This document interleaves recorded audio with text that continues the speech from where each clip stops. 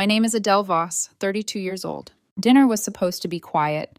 Pot roast, the click of Deborah's bracelet against her fork, the old chandelier humming like a tired bee. But Tiffany waited until my plate touched the table to say it. I need $35,000 today. She said it casually, like asking for the salt. And when I kept chewing instead of answering, she added, "Don't start, Adele. It's life or death." The words life or death always belonged to her, like a designer bag she'd stolen twice and still flaunted. Deborah, my mother, stiffened on the far side of the dining table, eyes glued to the runner she ironed every Sunday, as if the crease might save us. "Tiff," I said, keeping my voice even, "that's my entire savings." "You mean the savings I only have because I didn't blow mine at a blackjack table?" is what I didn't say. "I've learned you can win a fight and still lose the week it takes to recover." "Can't," I said, "won't." The air went brittle. Tiffany's smile flattened, then turned into something blade thin. She grabbed her water glass and flicked her wrist. The splash hit my face like a cold slap, sliding down my chin, soaking the front of my blouse. The world shrank to the drip-drip onto the hardwood. A single dark spot blossomed and kept spreading. Deborah inhaled sharply but didn't stand. Her eyes begged me to be the one who stood, apologized, reset the room. Adele," she stumbled, using my sister's name by habit, then correcting it like a cough. "Don't escalate this." I dabbed at my face with my napkin and set it down carefully. Like every movement was a piece in a game I refused to let Tiffany win. "I'm not escalating. I'm done." My voice came out steady, which surprised me more than the water. "I'm not paying your debts, Tiff." "You owe me," she said, leaning across the table until I could smell her perfume, something expensive and sugary that always made me think of promises on credit. After everything I've gone through since Dad died, I stood before she could install another reason in the room. What you've gone through is casinos and loan apps and one last times that add up to years. What I've gone through is paying the mortgage so Mom didn't lose the house, paying your car so the repo guy didn't take it at 4 a.m., paying your final collector only to meet his cousin 6 months later. I love you, but I'm not your ATM. Deborah's fork tapped china. "Adele, sweetheart, be compassionate." She didn't look at me when she said it. She watched the chandelier tremble faintly, as if truth were a draft she could track to a window and close. "Compassion," I almost said, "is the thing I gave you as direct deposits." Instead, I picked up my bag. The strap stuck on the chair for a heartbeat, a tiny resistance that made the moment feel like a test. You can still choose to sit back down. I didn't. As I walked to the door, a memory pitched up uninvited. Me at 26, holding Dad's death certificate in one hand and the mortgage coupon book in the other. Deborah's voice in the kitchen, small and tired, asking if, just this once, I could help until the estate cleared. "Of course," I'd said, "because when people are grieving, you bring casseroles and cash, and you do it with a smile so they don't taste the cost." "Run," Tiffany called after me, voice sour with triumph. "You'll come back. You always do." Outside, the Denver evening had that blue that happens right before the streetlights decide who they're for. I texted Gregory because he is the person I text when I want an answer instead of a hug. "You up?" He replied in seconds. "Always. Coffee or bourbon?" I was still damp. Both. Gregory opened his apartment door before I knocked. The smell of dark roast and floor wax, comforting in a way you only appreciate when your shirt is drying on your bones. He handed me a towel, then a mug, and waited. He's a lawyer. Silence is his forceps. I told him everything. The ask, the water, Deborah's crease-line devotion to keeping the room nice while my life got wrung out. I kept my voice flat because if I let it wobble once, it would turn into a siren. When I finished, he slid a legal pad across the counter. "Write down every dollar you've ever given her. Don't argue with yourself about whether it counted. Write it." I stared at the pad like it might bite. "That's years." "Exactly," he said. "We're not building a grudge. We're building a record." "I think there's more," I said, surprising myself. A few weeks ago, I got a call from a collector about a card I never opened. I hung up, and there have been envelopes at Mom's with my name on them. Bank logos. She said it was a mailing list mix-up. Gregory's face went still the way a lake does when the wind stops right before a storm. "You didn't open the envelopes, did you?" "I didn't want to accuse anyone. You know how Deborah gets, if I even imply." He lifted a hand. "Adele, Tomorrow morning, you pull your full credit reports. You freeze everything. You dispute in writing, before you confront, not after. Do you think Tiffany? I think you've been the supply and she's the demand, he said. And I think people who never meet consequences get very creative. I looked down at the pad. The first lines came easy. Mortgage, 5 years. Car, Tiff. Collections, Tiff, 3. Groceries, utilities, bridge loans. Then the smaller things that don't count until you watch them add up. Moving fees, emergency flights. I swear I'll pay you back on Friday. I wrote until my hand ached and the coffee went cold and Gregory swapped it for bourbon without me noticing. When I asked for a second glass, he shook his head and slid me water. You'll need a clear morning, he said. I left just before midnight. On the way to my apartment, my car passed Deborah's house almost of its own accord. The 2-story silhouette looked harmless in the streetlight, like a school play's set. In one window, the lamp was still on over the dining table. That table witnessed everything in our family. The birthday cakes, the report cards, the night Tiffany came home with her first big win in 20s and confetti. The table kept its own ledger, I thought. It knew who carved the roast and who carved a slice out of me each year and called it love. A porch light 2 doors down flickered, then steadied. I watched it like it could teach me something about electricity and resolve. A stray thought drifted in. How many email authorizations could someone click on by accident before it wasn't an accident? I pictured Deborah at that table, glasses low on her nose, opening an email from a lender with my name in the subject line and thinking, if I just click through, maybe they'll stop calling. Tiffany's voice at her shoulder. It's temporary, Mom. Adele will fix it. She always does. The thought made my stomach flip, not with anger, yet, but with the specific nausea of a truth you want to be wrong. In bed, the towel damp finally gone, I stared at the ceiling and replayed the water hitting my face. It felt like a baptism into honesty I should have scheduled years ago. My phone buzzed on the nightstand. Unknown number. I let it go. Voicemail followed. I didn't listen. Another buzz, this time a text from Deborah. Please don't make this bigger. We can talk in the morning. The chandelier hum crawled into the letters. I typed and erased 3 replies before putting the phone face down. At 2:17 a.m., I got up, turned on the kitchen light, and pulled my laptop toward me. The light flickered once, old bulb, and steadied. I opened a fresh spreadsheet and named it Ledger. The first column, date, then amount, then reason. I added a 4th, evidence. I began to drag photos of receipts into a folder, screenshotting bank transfers I'd labeled with cheery lies like help and bridge. I emailed myself a reminder list. Pull all 3 bureaus. Freeze. Fraud alerts. Police report if needed. I Googled the collector's number from weeks ago and found it wasn't a scammer. It was worse, a legitimate firm with a patient website explaining repayment plans. I stopped and breathed like Gregory taught me when cases tried to climb into his chest and live there. In for 4, hold for 4, out for 6. I wrote one more line in the ledger. Time, because the thing nobody refunds is the hours. I wasn't sure yet what I was building. A case, a confession, a map out. Maybe all 3. What I knew was that if I didn't write it, it would keep writing me. When the page finally filled with the bones of 5 years, I saved it twice.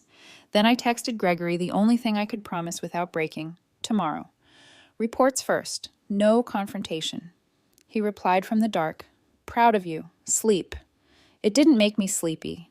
It made me brave enough to close the lid and meet the quiet without flinching. The room hummed with refrigerator and resolve. In the silence, I heard my father's laugh from a winter 14 years ago and wanted him here to say the one thing he used to say when we practiced parallel parking in his truck. Take your time. Straighten your wheels before you move. I lay back down and stared at the line the streetlight made across my wall until it blurred. In the morning, I would pull the reports. I would open the envelopes.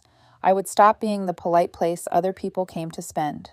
And if the truth was bigger than I wanted, I would not pretend it was small. I set the alarm, turned the phone face down again, and let the ledger glow behind my eyelids like a thin, hard dawn. The morning light in Denver always seemed too honest, gray, sharp, showing every crack in the paint. I sat at my kitchen table with 3 tabs open: Experian, Equifax, TransUnion. Gregory's voice echoed in my head. Before you confront, you get the facts.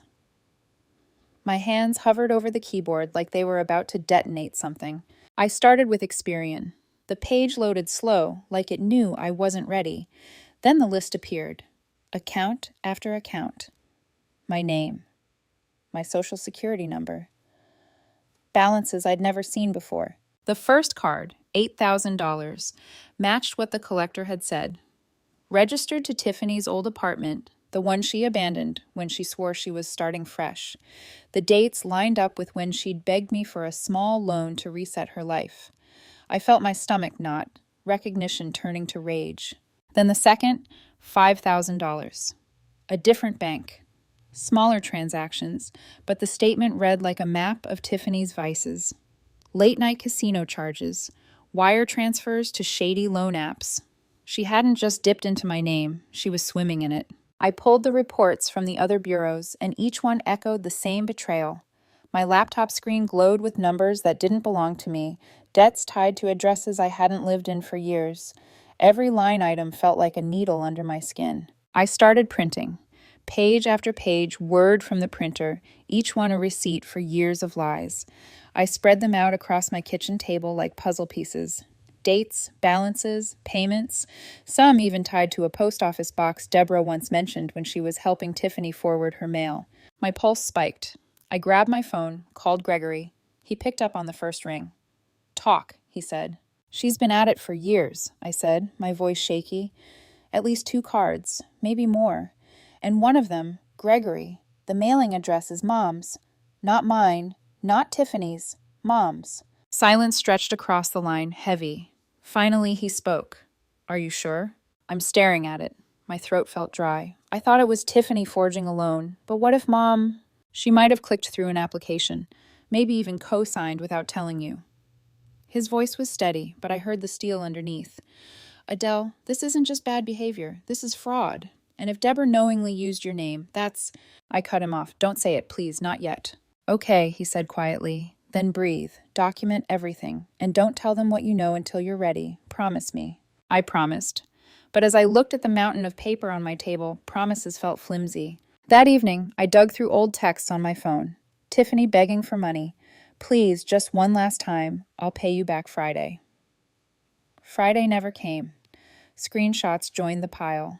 Bank statements, where I'd labeled transfers as help or bridge, like euphemisms, could soften theft. Each piece of proof cut deeper than the last, not because it shocked me, but because it didn't. I remembered Deborah once saying, "Tiffany's just passionate. You know how she is." That was the language of someone who'd built her whole world around excuses. Maybe that world had grown to include my name. By midnight, the table was a crime scene of paper. My apartment smelled like ink and stale coffee. I leaned back in my chair, rubbing my temples, wondering if I should march straight to Deborah's house and slam the evidence on the table. But Gregory's warning rang in my ears. Facts first, confrontation later. Once they know what you know, they'll scramble. My phone buzzed again. Deborah. I let it ring out. Then Tiffany. Straight to voicemail. Then a text. "You don't understand, Adele. You owe me. Family means sacrifice." I stared at the words until they blurred. Then I added one more column to my spreadsheet. Lies. I typed the text word for word, timestamp and all. If Tiffany wanted to rewrite history, I was going to make sure the record stayed permanent. By the time I crawled into bed, the city outside was quiet, but my chest buzzed like a live wire. I wasn't just uncovering fraud. I was uncovering the truth I'd spent years sanding down to make bearable. Tiffany didn't just lean on me. She took from me. And Deborah, my own mother, might have helped her do it. I set my alarm for dawn. Tomorrow, I'd take the folder to Gregory's office. Tomorrow, I'd stop being their silent safety net. Saturday morning, the Denver sky hung low and heavy, the kind that made the air feel thick before a storm. I parked in front of Deborah's house, gripping the folder so tightly the edges bent. Gregory had wanted to come with me, but I told him no. If this was going to crack wide open, it had to start with me. The familiar porch creaked under my weight, same as it had since high school. I knocked once, then let myself in, habit I regretted instantly. Deborah stood in the living room, startled, still in her robe. Tiffany sprawled on the couch in leggings, scrolling her phone like she didn't have a care in the world. Well, well, Tiffany said without looking up. Here for round two? I set the folder onto the coffee table, my hand steady despite the thundering in my chest. No, I'm here for the truth. She finally glanced up, her eyes narrowing when she saw the papers. What's this? I flipped the folder open, spreading out the credit reports, the forged signatures, the bank statements.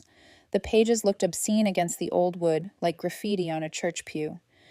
This, I said, my voice tight, is every lie you've told in my name. 8,000 on one card, 5,000 on another, loans, transfers, all tied to me. For half a second, Tiffany's face froze. Then she laughed, sharp, brittle. God, you're so dramatic. You act like I murdered someone. I was going to pay it back. Pay it back? I snapped. You've been stealing from me for years. This isn't just bad decisions, Tiffany. It's fraud. Deborah stepped forward quickly, hands raised like she was calming wild dogs. Adele, sweetheart, lower your voice. We can work this out. I turned to her, heat burning behind my eyes. You knew, didn't you? She flinched. Knew what? The second card, the mailing address, your house. You got the bills. You didn't say a word. Her mouth opened, then closed. Finally, she whispered, I thought if I intercepted them, I could keep the collectors away. Tiffany promised she'd fix it. I only signed once, just once, to buy her time. The words slammed into me harder than Tiffany's water glass ever could. My own mother, using my name, hiding it under the guise of help. You signed? My voice cracked. Her eyes welled. I thought you'd handle it better than she could. You're strong, Adele. You always have been. Strong. The word landed like a curse. Being strong had turned me into their shield, their scapegoat, their silent bank. Tiffany smirked, emboldened. See, Mom gets it. You'll survive. You always do. So stop whining and let me breathe. Something inside me snapped, but it wasn't rage. It was clarity. I gathered the papers back into the folder, each page a nail in the coffin of the old me who kept excusing them. I'm filing a fraud report, I said flatly. Deborah's face crumpled. Adele, please, don't do this. She's your sister. She's a criminal, I said. My voice didn't waver. And you covered for her. Tiffany jumped up, her voice sharp as glass. You'll regret this. You're nothing without us, Adele. Nothing. I slung the folder under my arm. If being nothing means I stop drowning in your lies, then good. Deborah reached out, her hand brushing my sleeve, but I pulled back. Don't, I whispered. And then I walked out. The door slammed behind me, but their voices carried through the wood. Tiffany's furious shouting, Deborah's sobbing pleas. I stood on the porch, chest heaving, the sky finally breaking into fat drops of rain. It soaked my hair, my jacket, but I didn't care. For the first time in years, the storm outside felt lighter than the one I'd been carrying. When I slid into my car, my phone buzzed. Gregory's name. I answered with shaking hands. Well? He asked. She didn't deny it, I said, my throat tight. And Mom, she admitted she signed. Just once, she said. Gregory's silence was sharp, measured. Then we move forward. No more hesitation, Adele. File the report. It's the only way. I stared at the rain streaking down my windshield, thinking of Deborah's tear-streaked face, Tiffany's smirk, the weight of the folder on the passenger seat. My whole life had been one long negotiation with their chaos, but this time there would be no deal. This ends now, I whispered. Monday morning, I sat in the precinct lobby with Gregory at my side, the folder heavy in my lap. The room smelled faintly of burnt coffee and old paper, a mix of bureaucracy and finality. My palms were slick, but my resolve held. When the officer called my name, I stood and handed over the folder like it contained the last 5 years of my life, because it did. He flipped through the pages slowly, his brow furrowing deeper with each sheet. This is solid, he said finally, tapping a forged signature. You'll likely recover most of this once the accounts are closed. But you understand, this could escalate. Fraud charges. Possible arrest. Gregory's hand brushed my elbow, grounding me. She understands, he said. I swallowed hard. Do it. The officer nodded and left with the file. Just like that, the choice was no longer mine alone. The system was moving, and Tiffany couldn't laugh her way out of it. By Wednesday, the first results came in. The fraudulent accounts were frozen. Credit agencies began scrubbing the false debts from my record. The officer called with numbers. Around $10,000 of the $13,000 Tiffany had racked up would be recoverable. It wasn't everything, but it was enough to breathe. That night, my phone buzzed with voicemails. Deborah first, her voice trembling. Adele, I didn't realize how far Tiffany had gone. I should have stopped her. I'm sorry, sweetheart. The first apology of my life from her, and it landed like a stone in water. Ripples, but no rescue. Then Tiffany. Her voice was venom wrapped in silk. How could you do this to me? I'm your sister. You've ruined my life. I played it twice. On the third time, I hit block. My hand didn't shake. The next day, Gregory spread my credit reports across his office desk like blueprints. You're clean now, he said. But she'll try again. Fraudsters always do. This, he tapped the reports, is your shield. I nodded, but my chest still ached. It's not just her, I said quietly. Mom admitted she signed something. She handed them my name like it was collateral. Gregory's expression darkened. If we push, the IP logs will prove it was her device. You want me to? I shook my head slowly. No, she's guilty of cowardice, not malice, and I can't survive prosecuting both of them. Not yet. He studied me, then nodded. Then boundaries. Clear ones. 2 weeks later, Deborah called again, her voice softer. Adele, can we meet? Just talk? Against Gregory's advice, I agreed. Not to reconcile, but to draw the line myself. We met at her dining table, the same one where Tiffany had drenched me in water weeks before. Deborah's hands trembled as she poured tea. She's talking about rehab, she said. If you drop the charges, maybe... I cut her off. No bargains. Rehab is her choice, not my ransom. Her lips quivered. But family... Family doesn't use you like a credit card, I said. My voice was calm, steady. I'll give her resources. I'll even write a letter later if she completes treatment. But I'm not erasing evidence. Not again. For a moment, Deborah just stared at me, eyes wet. Then, to my surprise, she nodded slowly. You sound like your father, she whispered. I didn't answer. I slid a folded list of rehab programs across the table, stood, and left her sitting there with the tea cooling between us. The next morning, I met a realtor at the family house. Listing it wasn't just financial, it was symbolic.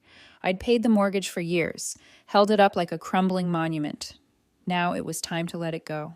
When the sign went into the yard, my chest ached, but the air felt lighter. The for sale sign in the yard stood like a verdict. Neighbors slowed their cars as they passed, some curious, some pitying. I stood on the porch with the realtor, pen in hand, signing the listing papers. Each stroke felt like cutting a cord that had kept me bound to Tiffany's chaos and Deborah's denial. Inside, the house was too quiet. The dining table, scarred from years of meals and arguments, sat heavy in the living room. I ran my fingers across the surface, tracing grooves made by birthdays, late-night homework, Dad's coffee mug. It was the same table where Tiffany had drenched me in water, where Deborah had begged for just one last time. A witness to everything, and now, the last thing to go. Gregory arrived as I was boxing up a few final things I'd left behind. He leaned in the doorway, arms crossed. You sure about this? I glanced at him. I've been sure for years. I just didn't have the courage until now. He gave a slow nod. Selling this house means Tiffany loses her safety net too. Be ready for fallout. She already lost me, I said quietly. That's the only net she ever wanted. 2 weeks later, the sale closed. I split the proceeds with Deborah. Clean, documented. I mailed her a check with a short note. This is for you to start over. I'm doing the same. No long explanations. No guilt. Just a line drawn in ink. She never replied, and I didn't expect her to. With the money, plus what I'd recovered from the fraud, I packed up my Denver apartment and boarded a flight to Portland, Oregon, a city I'd only visited once but always dreamed of living in. I rented a small place with a view of the bridges, the kind of view that reminded you the world was bigger than your family's orbit. The first nights were eerily quiet. No calls from Tiffany demanding money. No voicemails from Deborah twisting guilt into lullabies. Just silence. At first it felt strange, almost unbearable. Then, slowly, it began to feel like freedom. I signed up for a children's writing workshop, something I'd whispered about since I was a kid. Every session felt like peeling off old skin. Words poured out of me, stories about resilience, about kids who found strength in unlikely places. I realized I was writing the book I needed when I was younger, the one that said, you don't have to carry everyone else to be worthy of love. One Saturday, Gregory flew out to visit. We sat in a cafe, the smell of roasted beans thick in the air, the Portland rain tapping the window. He raised his mug toward me. "To Adele," he said, grinning, "for finally taking her life back." I laughed, clinking my cup against his. "I couldn't have done it without you." He shook his head. "No, Adele, you did this. You faced them. You chose yourself." His words stayed with me long after he left. For years, I defined myself by what I did for Tiffany and Deborah. But here, in this new city, I was beginning to define myself by what I chose for me. A week later, a package arrived. No return address. Inside was a photo of the old dining table, the one I'd left behind. On the back, Deborah had written, "I see it now." Just 4 words, but they cut deep. I set the photo on my bookshelf next to the first draft of my manuscript. Maybe someday reconciliation would come. Maybe not. The key wasn't in their hands anymore. It was in mine. That evening, I sat on my balcony, Portland's skyline flickering in the distance. I opened my notebook and wrote the final line for my book. "Sometimes love is the door you close to save the house you live in." For the first time in years, I felt light. Not because my past was erased, but because I'd finally chosen a future that belonged to me.